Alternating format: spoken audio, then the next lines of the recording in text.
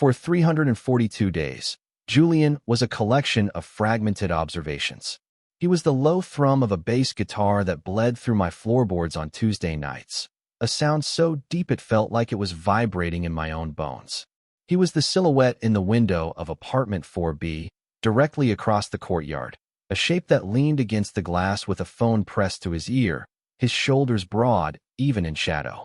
He was the scent of turpentine and something vaguely spicy, like cloves, that lingered in the hallway after he passed. He was a puzzle I never intended to solve, a piece of art I was content to admire from a safe, sterile distance.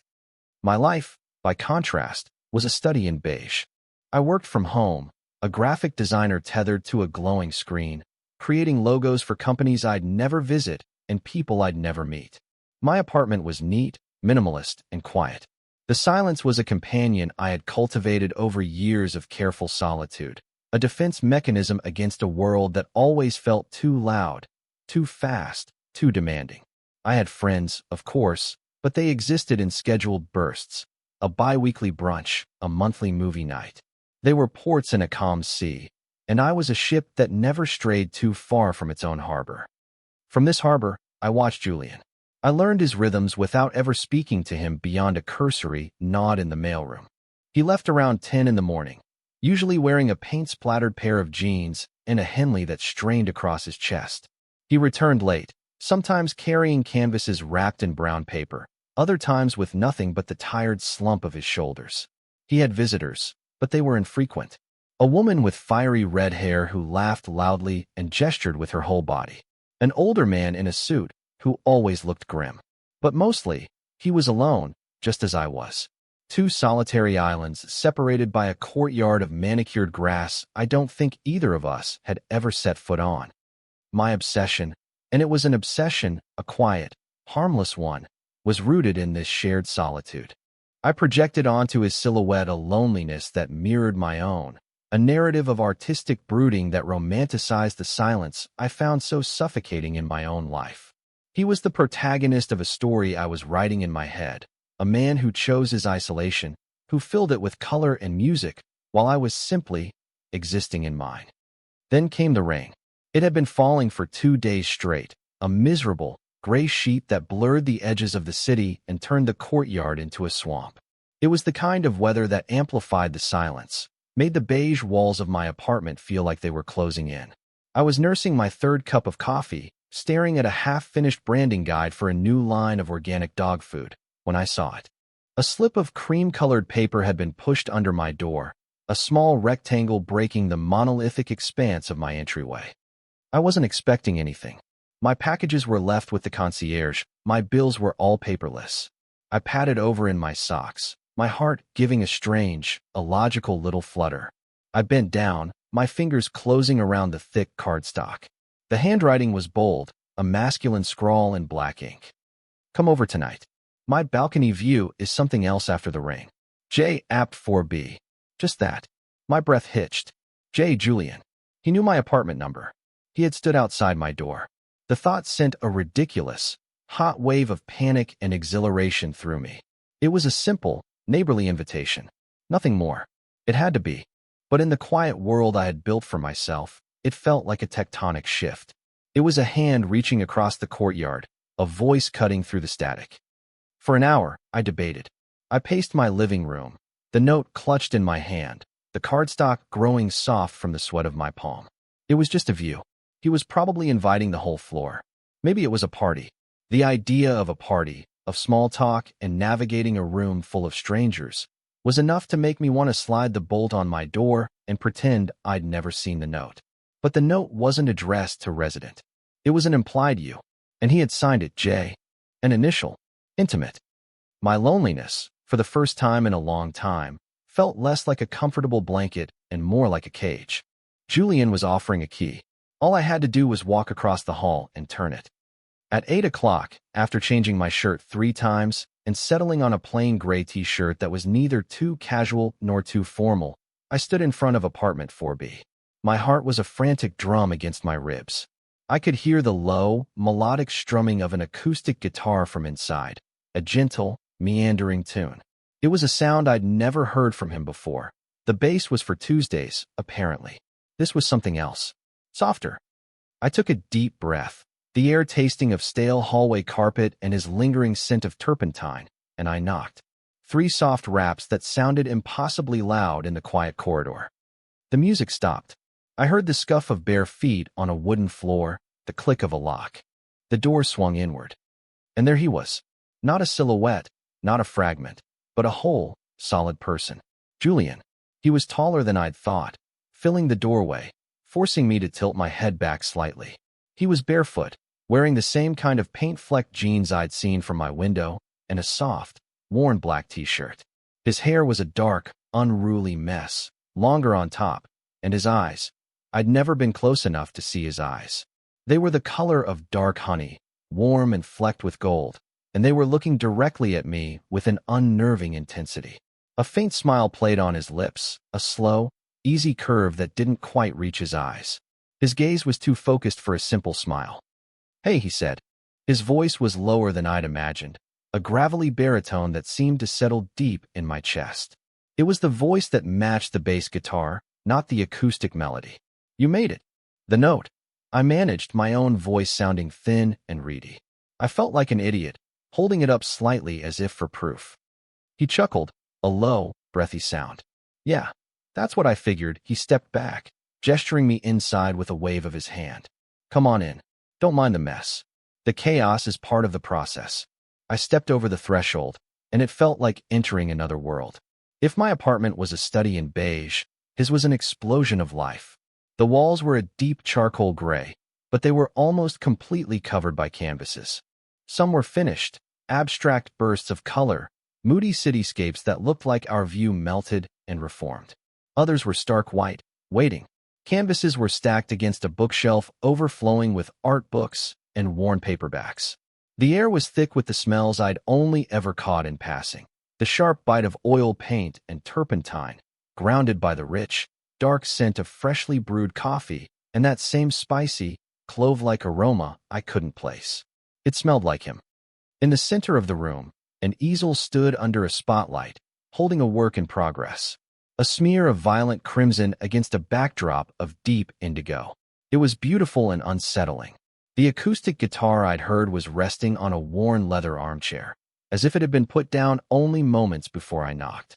The entire space felt lived in, vibrant, and unapologetically his. It was everything my apartment wasn't.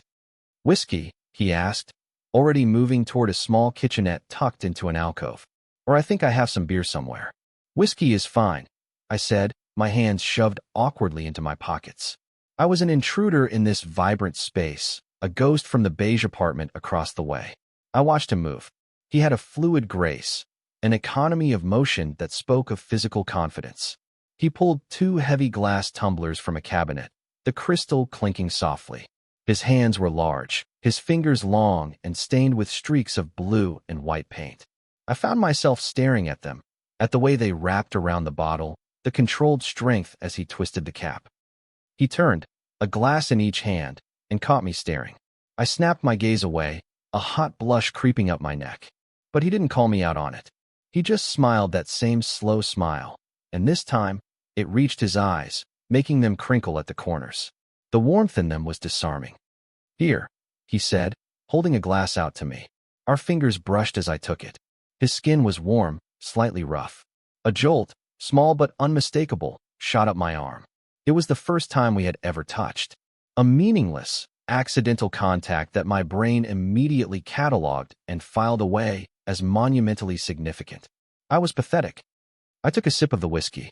It was smoky and smooth, burning a pleasant trail down my throat and settling in my stomach like a warm stone. It was courage in liquid form. "So," I said, searching for something, anything, to say. "You're a painter." It was a stupidly obvious statement. I was standing in a room that was more studio than living space. He leaned back against the kitchen counter, crossing his arms over his chest. The movement pulled the thin fabric of his t-shirt taut, revealing the hard lines of his torso. "That's the idea," he said, his eyes glinting with amusement. "What is it you do, Leo?" "My name." He knew my name. Of course he knew my name. It was on the mailbox, but hearing it in his low voice felt different. It felt solid, real. I'm a graphic designer, I answered, the words feeling bland and lifeless in this room full of passionate, chaotic art. Logos. Websites. The thrilling world of corporate branding. I tried for a self-deprecating tone, a little bit of humor to bridge the gap between his world and mine. Nothing wrong with that, he said, his gaze unwavering. There's an art to it. Finding the right line, the right shade of blue to make someone feel, trust, or whatever it is you're selling. He took a sip of his whiskey, his eyes still on me over the rim of the glass. He wasn't just looking at me. He was observing me, with the same intensity a painter might study a subject. I felt pinned by his stare, simultaneously exposed and seen. Every casual movement, every word I said, was being analyzed.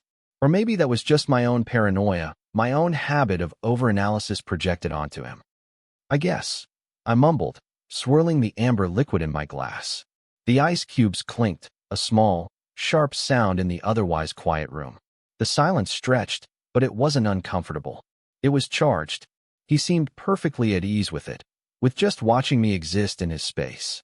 My internal monologue, however, was a screaming cacophony. Say something clever. Ask about his art. Don't just stand there like a potted plant. Why did he invite you? Does he do this with all the neighbors? Is this a prelude to asking to borrow a cup of sugar? The view, he said finally, breaking the silence. He pushed off the counter and gestured with his head toward a large sliding glass door at the far end of the room. It's why I took this place. He led the way, and I followed, my eyes fixed on the back of his neck, the way his dark hair curled just over his collar. He put his hand on the small of my back to guide me past a precarious stack of books. The touch was brief, casual, but it burned through my t-shirt. My breath hitched again. It was a simple, polite gesture. It meant nothing. It meant everything. My mind was a battlefield of conflicting interpretations. He was just being a good host. He was testing the waters. He was just a tactile person. He was flirting. I was losing my mind. He slid the glass door open, and the cool, damp night air rushed in, carrying the scent of wet pavement and distant car exhaust, a smell I'd always associated with the city's lonely heart. But out here, on his balcony, it smelled like possibility. We stepped out onto the narrow space. It was just big enough for 2 small chairs and a little table, but he didn't move toward them. We stood side by side, leaning our elbows on the cool metal railing. And he was right. The view was something else. From my apartment, I saw the courtyard and his window. From here, the entire city skyline unfurled. The rain had washed the sky clean, and the lights of 1,000 windows glittered like scattered diamonds against the deep velvet of the encroaching night. The relentless traffic on the bridge was a silent river of red and white light. It was vast and beautiful and made me feel impossibly small. Wow. I breathed, the word inadequate. Right? He said, his voice soft beside me. He wasn't looking at the view. He was looking at me. I could feel his gaze on the side of my face. I kept my eyes fixed on the distant, shimmering towers, afraid that if I looked at him, he would see the frantic, hopeful panic in my eyes. We stood there for a long time, sharing the silence. The awkwardness I'd felt inside his apartment began to melt away, replaced by a strange sense of peace. Out here, with the city laid out before us, the confines of our little lives seemed less important. We were just 2 people on a balcony, breathing the same cool air. The only sounds were the distant, muted hum of the city and the soft clink of ice in our glasses. Are you happy here, Leo? He asked, his question so quiet I almost thought I'd imagined it. It was so direct, so unexpectedly personal. No one ever asked me that. They asked how work was, if I'd seen the latest movie. No one asked if I was happy.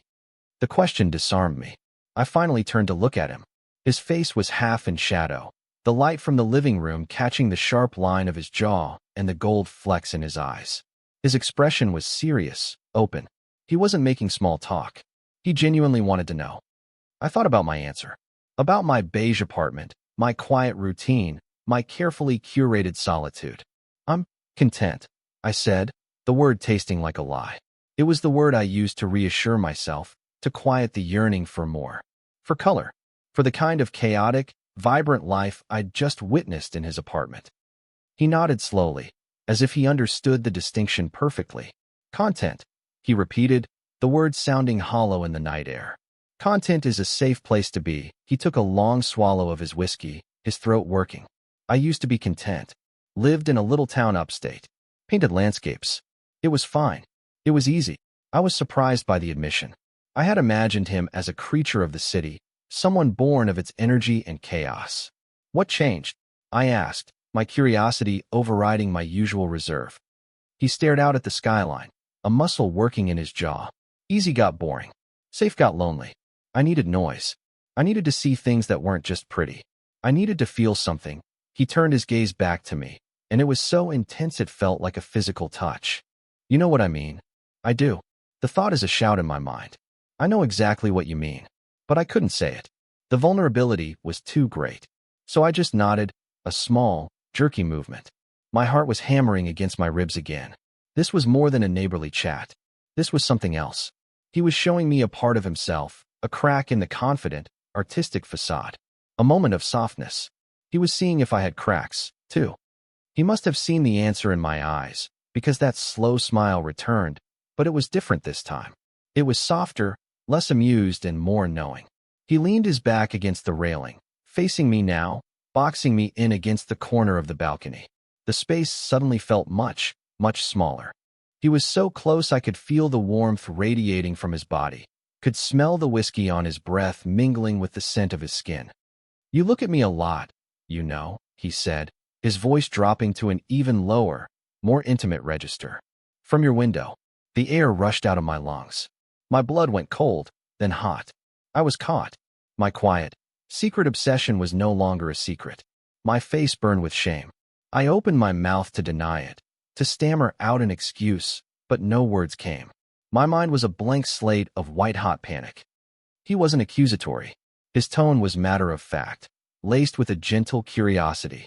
He raised his free hand and lightly touched my jaw, his thumb stroking the sensitive skin just below my ear. The touch was electric, rooting me to the spot. "It's okay," he murmured, his eyes searching mine. "I was hoping you would." My brain struggled to process the words. Hoping? He was hoping I would watch him? The logic of it didn't compute. The world tilted on its axis.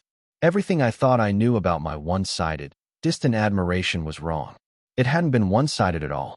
He had been watching me, watching him. He took a small step closer, closing the last remaining inches between us. Our bodies weren't touching, but I could feel the energy crackling in the air, a hum of tension that had been building for 342 days and was now about to snap. His gaze dropped from my eyes to my lips. It was a deliberate, unambiguous movement. This is it. This is happening. The thought is not one of panic anymore, but of dawning, terrifying wonder. I heard a sound behind me, a soft, final click. He had reached back with his other hand, the one holding his glass, and slid the balcony door shut, engaging the lock without ever breaking eye contact with me. We were enclosed, trapped on this tiny precipice overlooking the glittering city, the world falling away beneath us. There was no escape, and in that moment, I realized I didn't want one. He set his glass down on the railing with a quiet thud, his eyes never leaving mine. "I'm not just talking about the view of the city, Leo," he whispered, his voice a rough velvet that vibrated through me. And then he leaned in. The first touch of his lips was tentative, a soft pressure that was more of a question than a statement. My entire body went rigid with shock. My mind, usually a raging torrent of overanalysis, went completely silent. There was only the feeling of his mouth on mine, the surprising softness, the faint taste of smoke and whiskey. I stood frozen, my forgotten whiskey glass still clutched in my hand, my knuckles white. He must have felt my hesitation, my deer-in-the-headlights paralysis, because he started to pull back. A flicker of something, disappointment, maybe regret, crossed his face in the dim light. And that flicker, that momentary loss of his unnerving confidence, was what finally broke my trance. No, the word was a primal scream in my soul. I wasn't going to let this moment slip away. I wasn't going to retreat back to my beige apartment and spend the rest of my life wondering what if. My body moved before my brain could second-guess it. I dropped my glass. It hit the concrete with a dull, heavy clatter, thankfully not breaking, and my hands came up to fist in the front of his t-shirt, pulling him back to me. A low sound, a surprised grunt, rumbled in his chest, and then his mouth was on mine again, and this time there was nothing tentative about it. It was a kiss of profound, undeniable certainty. He kissed me like he had been wanting to do this for as long as I had, like he was starved for it. His lips were firm, demanding, moving against mine with an intoxicating purpose. One of his hands came up to cup the back of my neck, his fingers tangling in my hair, holding me steady, while his other hand splayed flat against the small of my back, pressing me flush against him. My world, which for so long had been a silent, grayscale film, exploded into vibrant, overwhelming color. The sensations were a tidal wave. The scrape of his stubble against my skin, the heat of his body seeping through our clothes, the possessive grip of his hand in my hair. I felt myself melting into him, my body finally catching up to the desire my heart had harbored for so long. My lips parted on a gasp, and he took the invitation, deepening the kiss, his tongue tracing the seam of my lips before sliding inside. It was dizzying, overwhelming. It was not the gentle, romantic kiss of daydreams. It was raw and real and desperate. It was a conversation we'd been needing to have for months, a conversation held without words, only the frantic, hungry press of mouths and the solid, grounding weight of his body against mine. I kissed him back with a ferocity that surprised me, a year's worth of silent yearning pouring out of me in a rush. My hands moved from his shirt to his shoulders, gripping the solid muscle there, pulling him even closer until there was no space left between us at all. We stayed like that for a timeless moment, locked together on that balcony, the glittering, indifferent city our only witness. The distant hum of traffic was the soundtrack to the frantic beating of my own heart. It was everything. It was too much. When we finally broke apart, we were both breathless. He rested his forehead against mine, his breathing ragged, matching my own. His eyes were closed. I kept mine open, trying to memorize the feeling of this moment. The coolness of the night air on my flushed skin, the solid weight of his body leaning into mine, the scent of him, paint and whiskey, and something uniquely, intoxicatingly Julian, filling my senses. "Leo," he breathed, his voice thick. He didn't say anything else. He just said my name, as if it were the only word he knew. My overanalytical brain, which had been blissfully silent, flickered back to life. The first wave of doubt crashed over me. What had I just done? What had he just done? This was my neighbor, the man I'd built into a myth. The reality of him, of his lips on mine, was more potent than any fantasy, and it was terrifying. What happened now? Was this just a moment of drunken curiosity? A whim? The silence stretched, and with each passing second, the panic grew, a cold dread seeping into my veins, chilling the warmth left by his kiss. I must have tensed, a subconscious pulling away, because he opened his eyes. That honey-gold gaze was dark, intense, searching mine. He saw the fear there, the uncertainty. I expected him to step back, to create distance, to let the awkwardness descend like a shroud. Instead, he tightened his grip on the back of my neck, a gentle but firm pressure. "Hey," he said, his voice low and steady, a calming anchor in my sea of panic. "Look at me." I met his gaze, my heart pounding a nervous rhythm against my ribs. "That wasn't a mistake," he said. The words were simple, direct, leaving no room for misinterpretation. He wasn't asking, he was telling me. He was reassuring me. He was taking control of the spiraling narrative in my head and grounding it in the simple truth of what had just happened between us. I couldn't speak. I could only nod, a pathetic, jerky movement. He held my gaze for a moment longer, then his thumb gently stroked the side of my neck. A small, tender gesture that was somehow more intimate than the searing kiss we had just shared. A slow, genuine smile finally bloomed on his face, a real one this time, full of warmth and a hint of relief. "Good," he murmured. He leaned in and gave me another kiss, this one infinitely softer, a gentle press of lips that was a promise, a seal on the unspoken words that had just passed between us. It was a kiss that said, "Yes, this is real. Yes, this is happening. No, I'm not going anywhere." He finally released me, though he kept a hand on my arm as if to make sure I wouldn't bolt. He bent down and picked up my abandoned whiskey glass, his movements fluid and unhurried.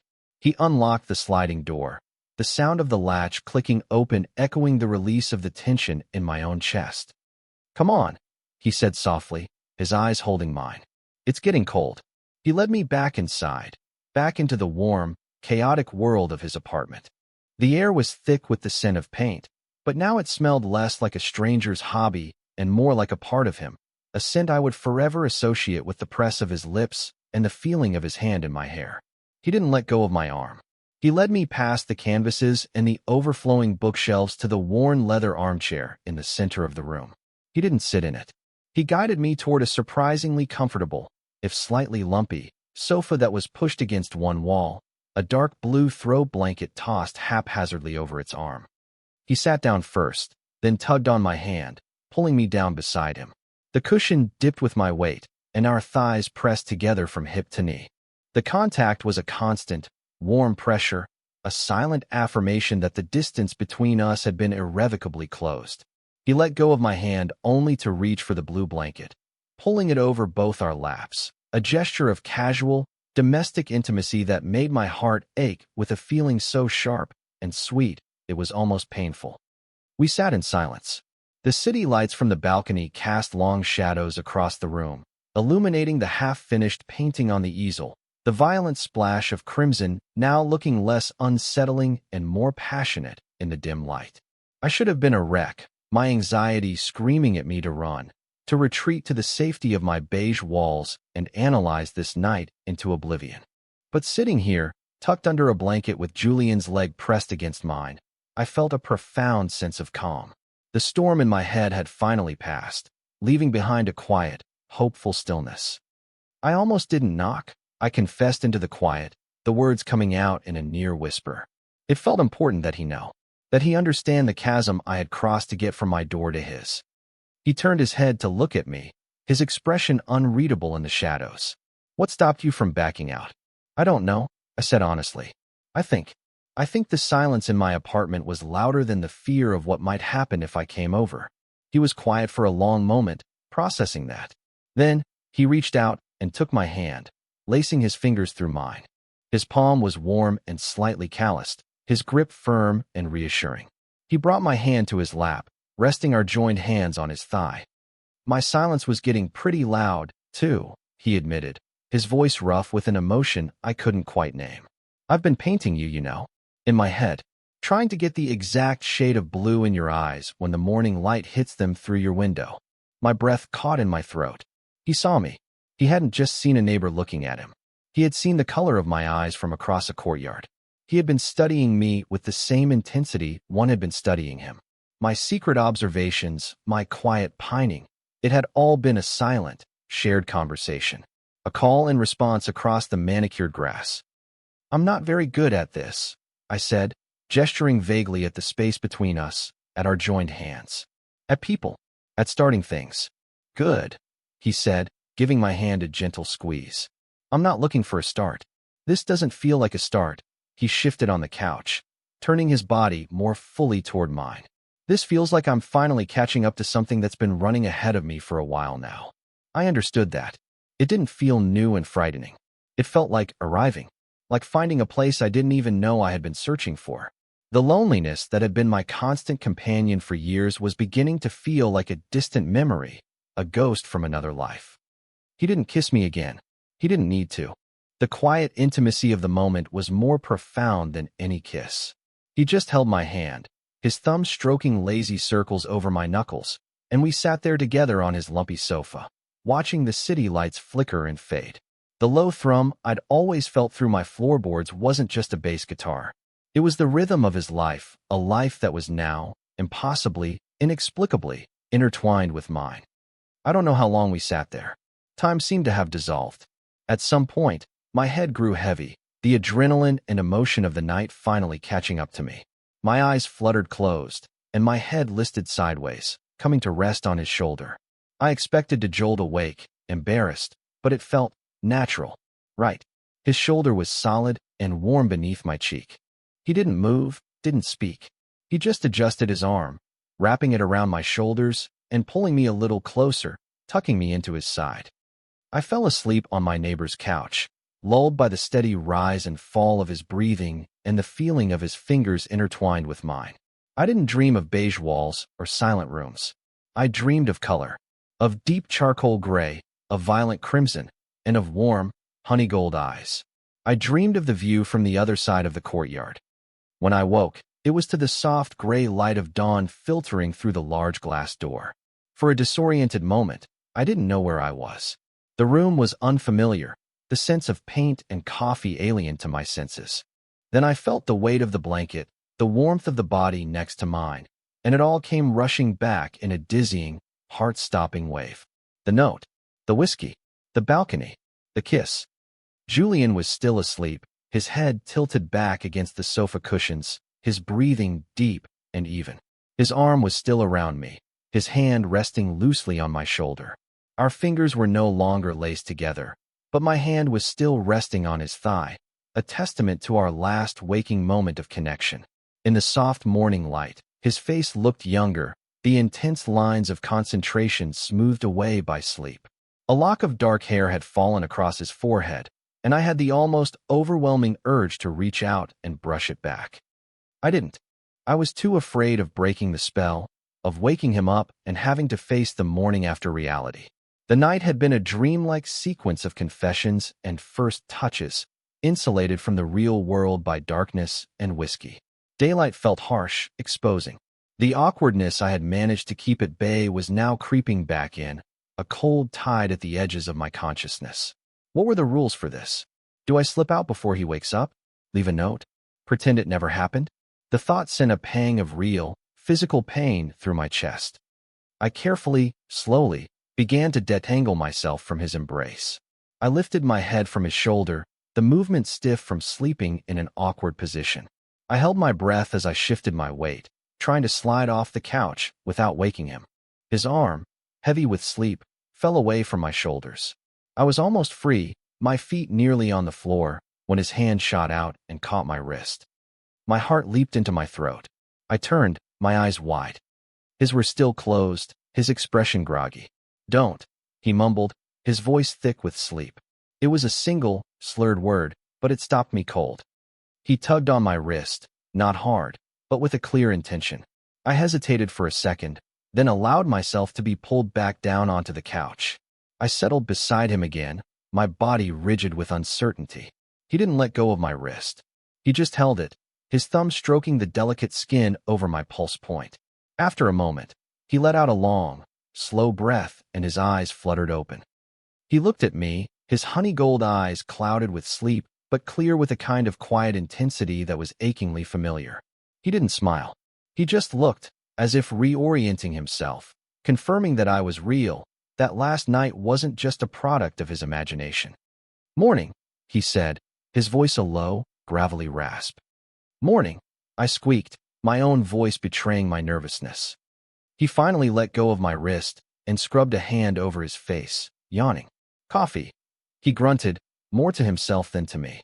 He pushed himself up from the couch, stretching his arms over his head with a groan. The hem of his t-shirt rode up, exposing a strip of tanned skin and the hard line of his abdomen. I quickly looked away, my face growing warm. I sat frozen on the sofa, listening to him move around the kitchenette. The sounds were domestic and comforting. The rattle of a ceramic mug, the scoop of coffee grounds, the gurgle of water filling the machine. It was the kind of morning after scene I had only ever read about or seen in movies, something that happened to other people, not to me. The sheer normality of it was both terrifying and wonderful. He came back a few minutes later with 2 steaming mugs. He handed one to me, his fingers brushing mine again. The mug was warm, chasing away the morning chill that had settled in my bones. I wrapped my hands around it, inhaling the rich, dark aroma. "Black okay?" he asked, sinking back onto the couch beside me, leaving a respectable, but not cavernous, distance between us. "Perfect," I said. We drank our coffee in silence. It was a different kind of silence than the one we'd shared on the balcony. This one was heavier, filled with unspoken questions. The morning light was growing stronger, illuminating the dust motes dancing in the air and the beautiful, chaotic mess of his life scattered around the room. I felt acutely out of place, a beige smudge in his vibrant world. The fear was returning, the insidious whisper that I had made a mistake, that I had misread everything, that this couldn't possibly be real. "So," he said, his voice quiet, drawing my attention. He was staring down into his mug, swirling the dark liquid. I have a question. My stomach tightened. Here it comes. The "this was a mistake" speech. The "let's just be friends" conversation. I braced myself. Okay. He looked up, and his gaze was steady, direct. Are we going to be weird about this? I blinked. Of all the things I had expected him to say, that wasn't one of them. Weird. Yeah, weird, he repeated. Are you going to sneak out of my apartment at the crack of dawn? Are we going to start avoiding each other in the mailroom? Am I going to look out my window and see your blinds are permanently closed? He raised an eyebrow, a hint of that playful, challenging glint returning to his eyes. Because if that's the plan, you should tell me now, so I can start being weird first. I'm probably better at it than you are. A laugh escaped me, a short, surprised burst of sound. The tension in my chest eased, just a little. The humor, the directness, it was so typically him, so different from my own tendency to overthink and retreat. He was facing the morning after awkwardness head on, turning it into a joke, a challenge. I don't have a plan, I admitted, feeling my cheeks flush. I'm not usually in situations that require this kind of plan. Me neither, he said, and his expression softened. Which is why I'd rather we just not be weird. He set his mug down on the floor and shifted on the couch, closing the distance between us again. He took my mug from my hands and set it down next to his. Then he took my hands in his gaze serious again. Leo, he said, his voice low and earnest. Last night, that was the least weird thing that's happened to me in a long time. It felt right. Did it not feel right to you? There it was. The vulnerability again. Underneath the confident, playful exterior was a man who was just as uncertain as I was, a man who was putting himself on the line, asking for reassurance. And in that moment, my own fear seemed to shrink, overshadowed by a sudden, fierce need to protect him from that uncertainty. It felt right, I said, my voice clear and steady for the first time all morning. It felt more right than anything has in years. The relief that washed over his face was profound. It was like watching the sun break through the clouds. That slow, heart-stopping smile returned, and he squeezed my hands. Good, he breathed. That's really good to hear. He didn't let go of my hands. He just held them, and we sat there, the morning sun streaming in, and it felt like a decision had been made. A conscious choice. We weren't going to be weird. We weren't going to let fear and awkwardness undo what had started on that balcony. We were going to face this new, terrifying, wonderful thing together. So what now? I asked, the question hanging in the air between us. Julian looked around his messy apartment, at the canvases and the books and the paint-splattered floor. Then he looked back at me, a mischievous glint in his eyes. Now, he said, I think we make breakfast. I'm terrible at it, so you're on pancake duty. I'll be in charge of making more coffee and not setting the building on fire. And just like that, the future wasn't a terrifying, unknown expanse. It was the next 10 minutes. It was making pancakes in a stranger's, no, in Julian's, kitchen. It was the simple, domestic act of sharing a meal. I let him pull me up from the couch and lead me to the kitchenette. It was small and cluttered, but he found a box of pancake mix in a cupboard and a carton of eggs in the fridge. We worked around each other in the cramped space, our bodies brushing, a silent, easy dance. I mixed the batter while he ground more coffee beans, the whir of the grinder a loud, cheerful sound in the quiet apartment. It was clumsy and a little awkward. I couldn't find a whisk and had to use a fork. He couldn't find matching plates. The first pancake I poured was a misshapen blob that I scraped into the trash, earning a deep chuckle from him. But through it all, there was an undercurrent of simple, profound joy. I was here. I was making breakfast with Julian, the man from the window, the man from the balcony. We ate sitting on stools at his small kitchen counter, the pancakes slightly burned on one side, but tasting like the best thing I'd ever eaten. We talked. Not about last night, not about US. We talked about our jobs, about the city, about the terrible band that practiced in the apartment below his. It was easy, comfortable, the kind of conversation I'd always imagined having with someone, but never thought I would. After we finished, he took our plates to the sink. I stood up, knowing I should probably go. I had overstayed my welcome. I had work to do. The real world was waiting. I started, my voice trailing off. He turned from the sink, wiping his hands on his jeans. He looked at me, his expression soft. You don't have to, he said simply. You could stay. I have to paint today, but You could just be here. The offer was a gift. He wasn't asking me to entertain him or even interact with him. He was just offering me his space, his presence. The idea of sitting on his couch with my laptop, working in the same room while he painted, was so ridiculously, beautifully domestic it made my heart ache. Okay, I said, the word coming out on a breath of pure relief. Yeah, okay. I spent the rest of the day in his apartment. I went back to my own place only to grab my laptop and change my clothes, the short walk across the hall feeling like a journey between two different universes. When I returned, he was already in front of his easel, his brow furrowed in concentration, a brush in his hand. He gave me a small, distracted smile, and then he was lost to his canvas. I settled on the sofa and opened my laptop, but I didn't get much work done. I spent most of the time watching him. I watched the way he moved, a constant dance of stepping back to observe, then lunging forward to apply a stroke of color. I watched the intense focus in his eyes, the way he would chew on his lower lip when he was struggling with a particular section. I listened to the sounds of his work, the scrape of the brush against the canvas, the squelch of paint on the palette, his soft, occasional curses of frustration. I was seeing the man behind the silhouette, the artist behind the mystery. And the more I saw, the deeper I fell. This wasn't just a crush on a handsome neighbor anymore. This was something real, something tangible, something that was taking root in the quiet, empty spaces of my heart. Late in the afternoon, he finally put his brushes down and stretched, groaning. He turned and saw me watching him, and a slow, tired smile spread across his face. "Still here?" he asked, his voice teasing. "Still here," I confirmed, smiling back. He walked over to the sofa and collapsed next to me, sighing. He smelled of paint and sweat, a heady, masculine scent. He didn't say anything. He just leaned his head back, closed his eyes, and reached for my hand.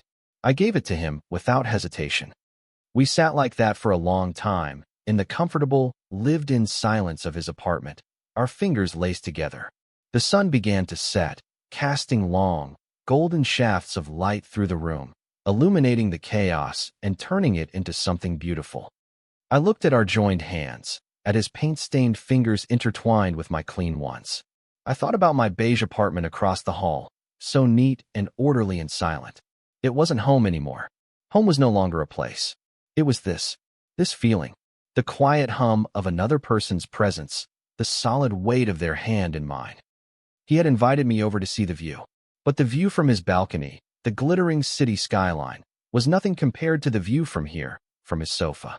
The view of a future I had never been brave enough to imagine for myself, a future filled with color and chaos and the quiet, steady presence of the man beside me. I had come to his door looking for a momentary escape from my loneliness, and I had found a place to stay. I had, in the most unexpected way, finally come home.